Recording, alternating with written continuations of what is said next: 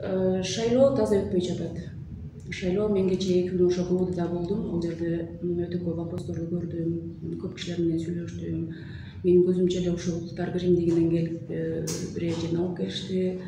Улуттар биримдигин андан мурда бир болгон келди, бир Эзбек баланын менин жанымда отурду.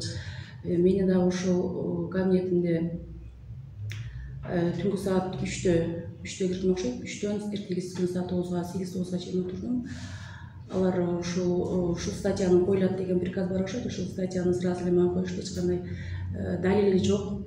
Мен эч кандай бирөө менен акча кармаган же бирөөнү акча берип аткан, таркатып аткан список колумда жок. Эч кандай далил жок эле. Бир бизде агитатор эмес, катталбаган баланын показаниясы боюнча мага иш козгоп коюшту. Негизи эметкенде АШКдан мен ушул кол тийбестигимди алып электен мурда эле мени атайын кат жүзүндө эмес, телефондон чакырылышты түнү саат 3-тө. Бул канчалык деңгээлде мыйзамга туура келет? Канчалык деңгээлде ушул админ ресурс колдонулбайт? Мен бул жерде ушул өтө көп вопрос. Жогорудагы партиянын өкүлүнүн айтканын аны инсан катары, ошондой эле партиядан шайлоодон четтетилген партиянын өкүлү мүчөсү катары туура түшүнөбүз. Анткени айрым жеңилүү ызасын тартып, партиялык шайлоо өнөктүгүнөн четтетилгенине байланыштуу ушундай сөздөрдү айтып жатса керек деп эсептейбиз. Бүгүнкү күндө Ынтымак партиясынын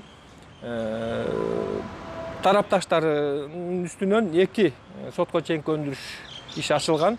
Экөө тең бүгүнкү күндө далилденип сотко жөнөтүү алдында турат. Анткени булар тарабынан таркатылган адамдардын акча тараткан адамдардын аты жөнү жана акча алган адамдардын аты жөнү бизге белгилүү. Бул бир нече миңдеген сом акчаларды түзөт.